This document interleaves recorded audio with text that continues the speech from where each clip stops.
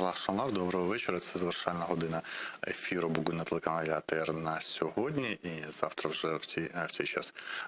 В першій половині Бугуні буде Гульсум Халілова, а ми зараз будемо говорити з Михайлом Притулою, полковник контррозвідки у запасі.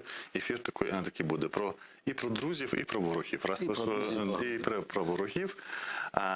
Про друзів, друзі, я так розумію, якщо про політичних казати, це ви близькі до нинішньої опозиції, до європейської солідарності. Правильно можемо? Знаєте, я близький до України. Да. Тобто, в будь-якому разі, якщо навіть мій президент України не правий, все одно це наш президент. Він не ворог, правильно? Він не ворог. Він не може бути ворогом. Ну, до речі, незважаючи на риторику, у мене був колись ефір з Княжицьким, який зараз в Європейській солідарності. Він коли визначав, він казав, дуже важливий критерій визначитися, як ви цю політичну силу сприймаєте. Українська чи не українська? Я його запитав, ви самі скажіть, це якраз був перший рік «Слуги народу», він все ж таки визнав, що це українська політична сила.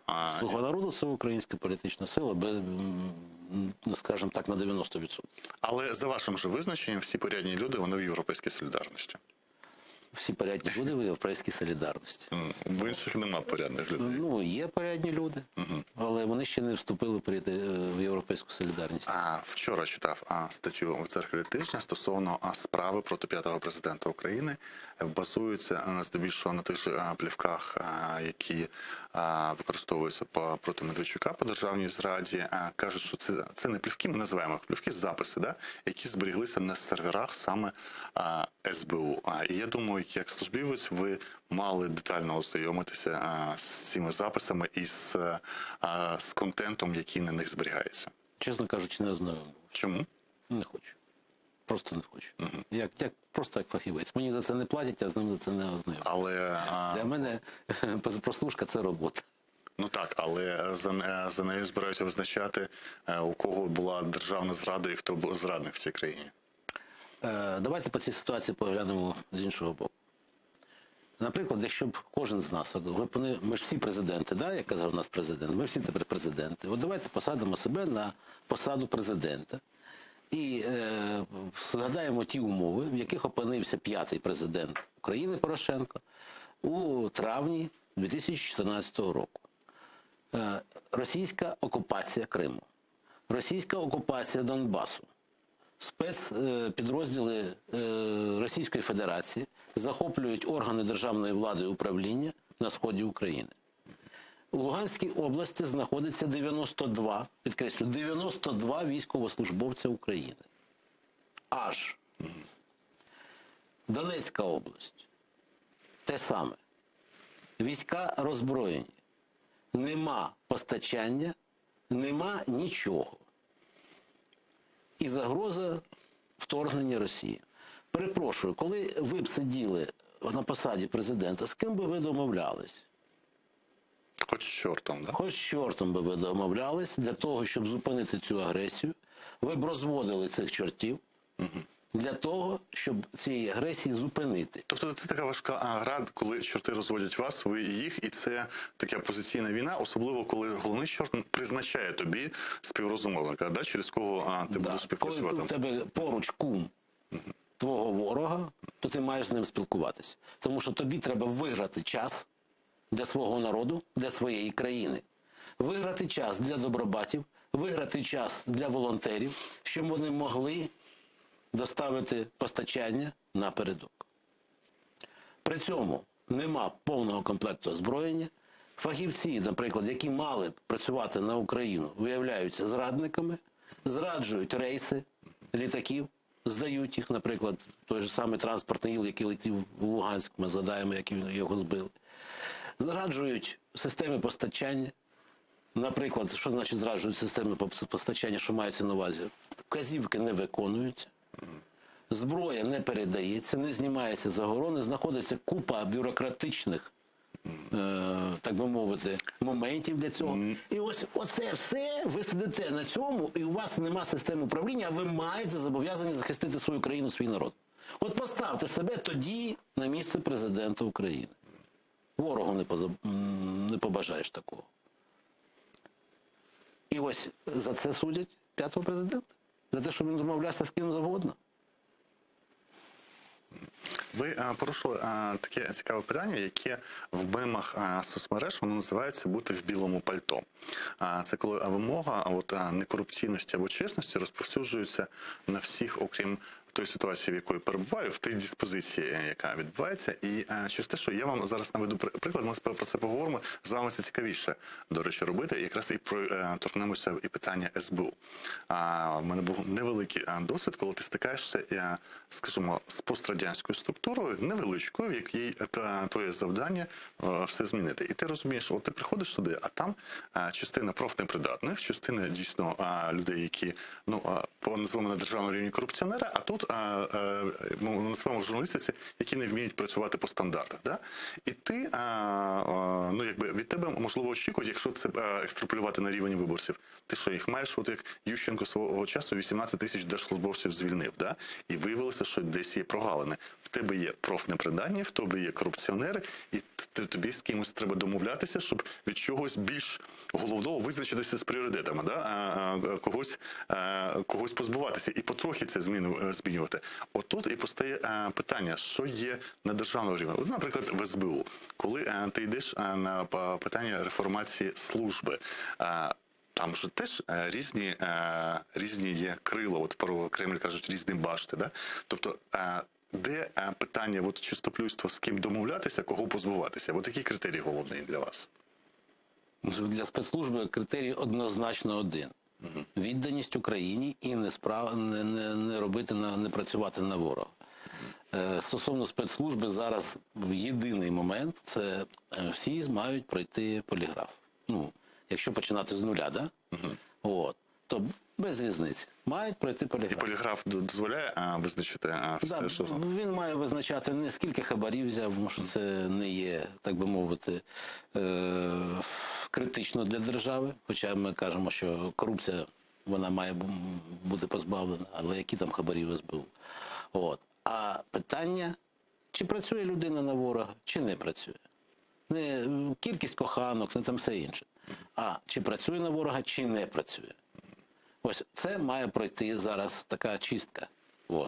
Вона мала пройти давно. І це стосується не лише, наприклад, Служби безпеки України, а всіх без винятку органів державної влади. Це те, що мала б зробити влада будь-яка, яка проукраїнська, яка приходить до влади. Тому що кількість людей, які, скажімо так, свідомо чи несвідомо чи свідомо працюють на ворога, вона досить велика. Була, скажімо так, станом на 14 рік. Тобто, так скептично відноситися про питання хабарів, а службісти можуть бути не хабарниками, вони можуть контролювати певні ланки бізнесу в Україні. На виняток від всіх інших борців з корупцією, я практично взяв на гарячому 75 хабарників. Я маю право казати про боротьбу з корупцією. Я маю казати про те, що корупційна система не лікується тим, що багато людей затримують за хабарі. А як вона лікується? Вона лікується лише одним шляхом – зменшення корупційної ємності законодавства. І це справа на сьогоднішній день. Менше можливостей, щоб її було, да? Тобто менше повноважень в якомусь напрямку. Як працює Давайте побалакаємо про корупцію. Як це працює? Це працює як пост поліції на трасі. Людей зупиняють всіх без винятку, а потім для того, щоб їхати далі, треба заплатити якусь мзду. Наприклад, ви хочете завести зброю з Великобританії в Україну, а вам кажуть, пройдіть митний контроль, будь ласка. Чи пройдіть держспецконтроль. І треба ще оформити якісь документи тут, в Україні, хоча, здавалося б, вибачте, про що йде мова. І така корупційна система, вона стосується всіх ланок життя України. Це така пухлина, яка виросла з часів Радянського Союзу. Вона виростала, наприклад, таким чином. Там один міністр дзвонить, телефонує другому і каже: Іван Іванович, візьми мого синка на роботу. Він каже: так у мене нема посад, так веди. Вводиться якась посада, яка, власне, не дуже потрібна. Потім ця посада обростає нормативними актами, які забороняють щось робити без погодження з цим синком. Далі синок обростає постановами Кабінету міністрами, розпорядженнями Кабінету міністрів, а якщо пощастить, то доростає і до закону України, який зобов'язує всіх питати у нього зобов'язання. Це стосується і будівельної галузі України, і виробництва, і багатьох інших галузей. Як це обходити? Обходити це має тільки дві особи, які можуть це зробити досить швидко. Це президент України і прем'єр-міністр України.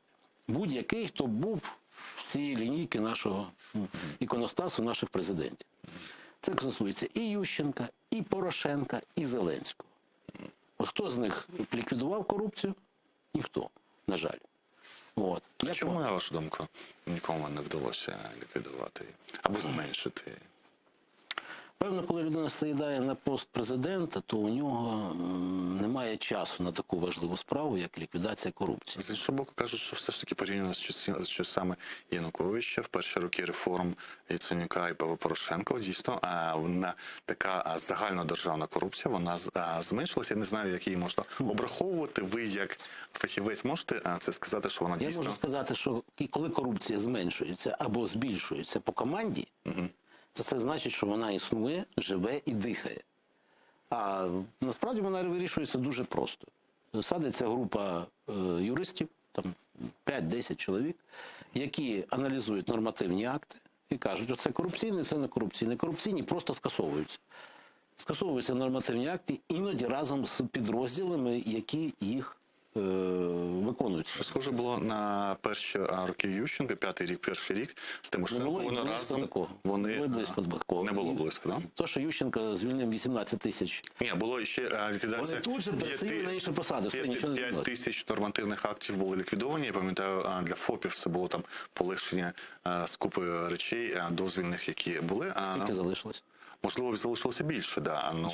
Але спроби були все ж таки, да? Якби спроби були. Корупційна система, вона має певну ступінь стійкості, і для того, щоб її подолати, її треба долати досить жорсткими методами. Але не методом посадки, тому що це нічого не дає. Тому що поки правоохоронна система ловить одного корупціонера, 1000 корупціонерів продовжують свою справу. Наскільки небезпечно, коли політиками стають люди зі спецслужб? Для кого небезпечно?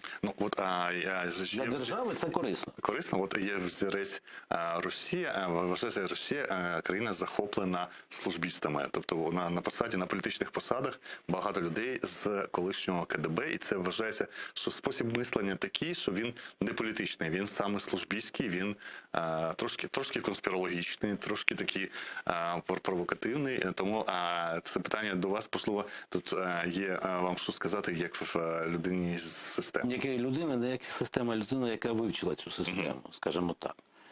Тому що я багато досить часу просиджував в бібліотеці курсів КДБ СРСР, це був кінець Радянського Союзу, і скільки міг читати, я читав, скільки міг вивчати, я вивчав. Тому казати про те, що спецслужби залежить від того, як вони поставлені. Як поставлені ті, які люди поставлені, тому що не можна казати, що всі люди погані. Окрім прикладу російського, про який пишуть це негативний приклад. часи Сполучені Штати Гувера згадують всі ці полювання на відьом і кажуть, що це теж притаманний спосіб саме службістський, підозрювати всіх, що вони всі зрадники, всі працюють на комуністів, всі беруть гроші там в Радянського Союзу, і це про Америку теж є такі приклади того періоду. Я думаю, як людина, яка читала, теж всі ці приклади знаєте. От американські приклади, російські, і тому вважається, що людям зі спецслужб, кар'єрним службістам, краще не займати найвищих посад в країні. Що ви з цього приводу скажете? Я з цим не згоден. Подивіться на того ж Євгена Марчука. Який займав досить високу посаду. Певний час він був прем'єр-міністром, але от президентом не став. Президентом не став, але не став він не по причині тому, що він був непрофесійний, а по тій причині, що вороги України не дали йому зайняти цю посаду безперечно. Є інший приклад людини, яка... Він, до речі, розрулював ситуацію, першу спробу відокремити Крим, яка була на початку 90-х. Це справа Мішкова, 95-й рік. І це його була робота, і він це зробив досить правно і професійно. Тому ми можемо бачити, що це позитивний приклад, коли людина, яка пройшла школу спецслужб, і це дуже важливо, що він розумів, хто йому протидіє, хто його ворог, алгоритм дій ворога, і людина була професійна на своїй посаді. Є інший приклад у нас в політиці. Це людина, яка була на межі проходження з парламентської сили, непоганий результат мала на президентській, це Смішко. Це теж людина, кар'єрний службіст, здається, який має політичні амбіції, постійно присутній у всіх рейтингах найбільших соціологічних служб. А от і інша людина, як ви оцінюєте потенціал такої людини прийти до влади? Або увійти у владу? А отут негативно. Чому? Це важко сказати. А чому я маю оцінювати його позитивно? Ні, я запитую, тому у вас є відповіді. У мене немає відповіді на питання, чому я маю це оцінювати позитивно. Завжди ми можемо лише послухати людину в телевізорі і послухати, що вона пропонує, наприклад, для країни. Як змінити життя на краще, свого народу на краще, щоб кожен день людина ставала багатшою. Що він пропонує для цього? Я нічого не почув такого. Просто казати, чому він поганий. Ні, давайте казати, чому та чи інша людина добра на цій посаді. Може, я його не знаю особисто, цю людину, але якщо він гарна людина, це не привід ставити його на таку посаду. Існує солідарність між колишніми службістами Радянського Союзу, а взагалі між людьми, які працюють в спецслужбах? А взагалі, що вони... Я з людьми спецслужб не контактую вже майже 20 років взагалі, в принципі. Не контактуєте? Не контактую. Це важко собі уявити, чому? Тому що достатньо контактував. І може нам стати, теж боже жарти, що колишніх не буває службістів. Я можу, як там кажуть, бороду я можу збрити, але у міші куди я діну. Це старий анекдот. Але в даному випадку, а сенс немає. Тобто ви стверджуєте, що 20 років, будучи колись полковником контррозвідки, ви не спілкуєтеся ні з Не спілкуюся. не з контррозвідки, ні з будь-якої іншої служби? Ні з якої служби. Це якийсь вибір ваш? Це мій особистий вибір. Тоді поясніть його. Можете пояснити його? Можу пояснити. Цікаво. Да. Тому що краще бути з народом, краще бути в руслі розвитку свого народу і жити разом з країною. Добре, інакше. Середовище вашому колишньому професійному. От є солідарність колишніх службистів? Я веду питання до Путіна. От все кажуть, важко зрозуміти, що в голові Путіна, тому що він це голова така конспірологічна голова, що він для себе вирішив, нападе, не нападе, ніхто не може на це питання відповісти. Це все зрозуміло, абсолютно. Зрозуміло, так? Є такий досить простий анекдот. Кажуть, яка різниця між розвідником і контррозвідником? Разведчик – это умный, вежливый человек, который думает, что он может обмануть всех. А контррозвідник – це іноді хуліган, іноді грубіян, який зобов'язаний обманути розвідника. Тому, що в голові Путіна абсолютно зрозуміло, абсолютно... Він розвідник, а ви контррозвідник, правильно? Він ввічливий, а хуліган ви. Так. Ага. Він хоче всіх обдурити, але ви розумієте його. Абсолютно. Я абсолютно розумію логіку його дій. Яка це логіка його дій? Зараз він, наприклад, лякає, чи він все ж таки вичікує час, коли захопить всю країну? Він менше за все хоче зараз піти в атаку. Але він своїми ляканнями загнав себе в такий кут, в такий коридор, коли він має показати не всьому світу, а своєму оточенню, якого він боїться більше, ніж Байдена, всіх інших. Кого він боїться більше за все? Свою охорону. Тих, хто прийде по ньому, за ним вже не прийдуть американці. Ні, за ним прийдуть його арештовувати з його ж близькі підлеглі. Думаєте, його будуть арештовувати? Наприклад, він про це думає. Тобто ця параноя, вона обов'язково присутня. Тому що є кілька башт Кремля, вони, звісно, борються за владу між собою. Там діють закони вовчої стаї. І ці закони, вони кажуть, що має бути сильний, має бути мачо, вожак стаї, Акела. Такий мультик, да? Тоді він такий є, правильно? Але якби вожак зараз все ж таки... Вожак має показувати, що він вожак. І от він, як вожак, він вискочив і сказав, ультиматум Сполученим Штатам Америки. Я сказав, буде от так. Причому він це сказав з логікою, що він ставить дуже високі вимоги, ці вимоги откочуються, але там за кадром залишається, наприклад, питання Криму і питання Донбасу. І це виявилося вдалою Ні, це не виявилось невдалою. Невдалою, так? Тому що він для всіх показав, що ось він вискочив до драку, йому сказали, ну, окей, досить дипломатично, порадили йому кудись засунути цей ультиматум. Він прорахувався? Він прорахувався. Чому? Ну, тому що він думав, що все піде.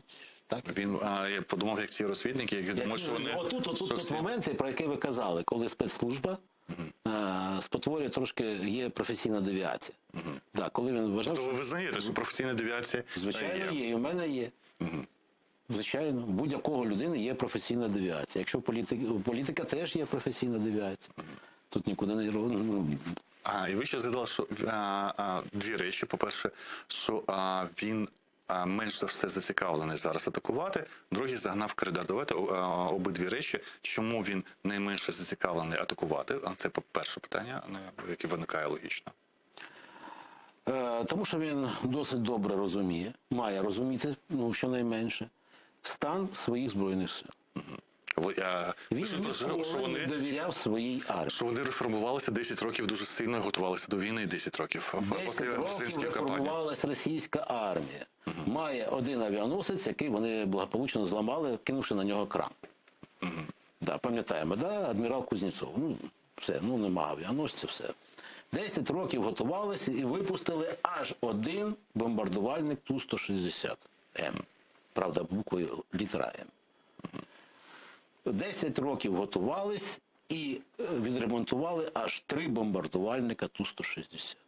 10 років готувались і що? В цей час економіка Росії абсолютно залежна від економік інших країн. Вона не є самодостатньою, хоча б могла такою бути. Якщо ми подивимось на статистику, отут я вже включаю службіста, да? Економіста, відкриваю відкриті джерела, які, наприклад, називаються Центральний банк Росії. Абсолютно офіційна статистика зовнішнього сектору Російської Федерації. Там є такий розділ «Міжнародні резерви». І дивимося ці міжнародні резерви від часу приходу, скажімо так, від часу незалежності Росії від України. Спочатку було 12, 13, 14 мільярдів доларів міжнародних резервів, це було золото. З моменту приходу Путіна до влади, коли він став виконуючим обов'язки царя Росії, міжнародні резерви почали збільшуватись. Збільшуватись за рахунок валюти першої категорії, увага, розміщеної в банках нерезидентах. Це там так написано. З моменту приходу Путіна до влади до 8.08.08 до грузинської війни. До грузинської війни, прямо в день, це був історичний максимум міжнародних резервів, було виведено на рахунки за кордон, тобто в Сполучені Штати Америки, Європу, 586 мільярдів доларів. Ну, як уявити цю цифру? Півтрильйона, ну так. Якщо 100-доларовими купюрами, це 2 ешелона. Два ешелона, 2 залізнодорожних набитих 100-доларовими купюрами. Ви уявляєте, скільки це грошей, так? От уявіть собі, що ви там президент Росії. У вас абсолютна влада, у вас 2 ешелони грошей і 9 років часу. Ну, якби ви були президентом Росії, ви б зробили там рай на землі. От. Там працювали б заводи, люди і так далі. Путін вивів ці 2 ешелона в економіку Сполучених Штатів Америки і Росії, Європи і Великобританії. От що відбулося. І він став абсолютно залежним, Росія стала залежною від економіки інших країн. При цьому Росія щомісяця витрачає 40-50 мільярдів доларів на закупівлю товарів першої необхідності. Тобто медикаменти, косметика, автозапчастини, авіазапчастини, одяг і дуже-дуже багато всього на те, щоб функціонувала Росія. Багато речей, наприклад, ложки, іграшки, все що завгодно, вона закупає в тому ж Китаї. А могла б робити сама. І бути незалежною і самодостатньою. Цього не відбулося за роки правління Путіна. Таким чином він став залежним від економік інших країн. І коли почалась війна в Грузії, перед війною, впала, чомусь знову впала ціна на нафту. Ну так сталося. Совпадіння, да? Не думаємо. От. І Росія втратила внаслідок війни в Грузії приблизно 300 мільярдів доларів лише з міжнародних резервів. Конкретніше 220, якщо брати від полочки. Це відбулося до березня 2009 року. І потім далі Путін продовжував виводити ці гроші. От його, так би мовити, робота на Росію. Чи може Росія функціонувати самостійно? Ні, не може. Просто не може ні Москва, ні Санкт-Петербург, ні інші міста. У них нема своєї електроніки, у них нема дуже-дуже багато речей, без яких сучасна країна функціонувати не. За ці роки існування все ж таки певних санкцій і розвитку їхнього імпортозаміщення, і кажуть, в деяких галузях дійсно вони розвинулися тим, що оці там можливо це не товари, тільки першої необхідності, але принаймні це споживчі товари, здебільшого харчі, вони звітують про зростання саме місцевого російського виробництва і російських брендів. Ну давайте дивіться, це ж як в Радянському Союзі було. Брали такий якийсь там побутовий прилад, привозили його в Радянський Союз, запитали у виробників, хто його зможе зробити. От. Так само в Росії продовжується. Якщо ці прилади з Заходу приходять як продукт вільного ринку, вільного розвитку економіки, вільної творчості громадян, то в Росії це, вибачте, командне імпортозаміщення. Воно не буде розвивати людей, воно там задовольняє певні потреби, але це не розвиток. Одна з аргументацій Заходу, коли, пам'ятаєте, було на початку тижня дискусія, відключать SWIFT в разі чого, або не відключать, і потім сказали, що нібито відмовилися, а потім в Америці спростували, але коли йшла аргументація по SWIFT, нібито в середньостроковій перспективі Захід боїться, що просто країни, які не мають SWIFT або зацікавлені в торгівлі з Росією, вони запровадять власну систему платежів, і просто SWIFT перестане бути впливовою системою, ну не в короткому, а в середній перспективі, і тому саме не відмовляються від цього. І із росіян хтось з чиновників сказав, що вони готові. Давайте простіше.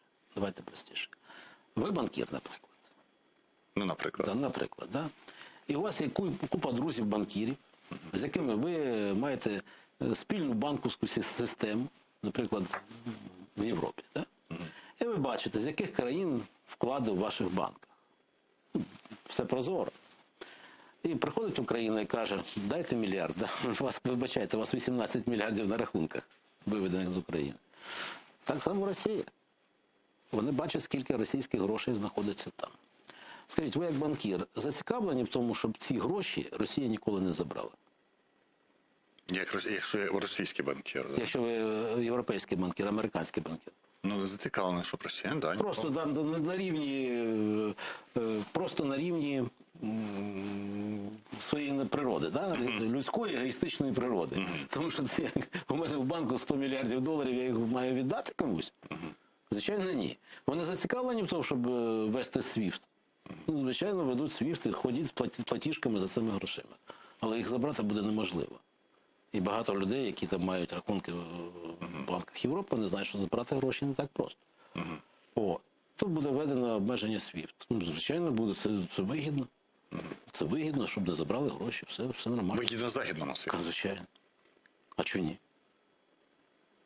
Ну, є два профіта. Перше, гроші залишаться в банку.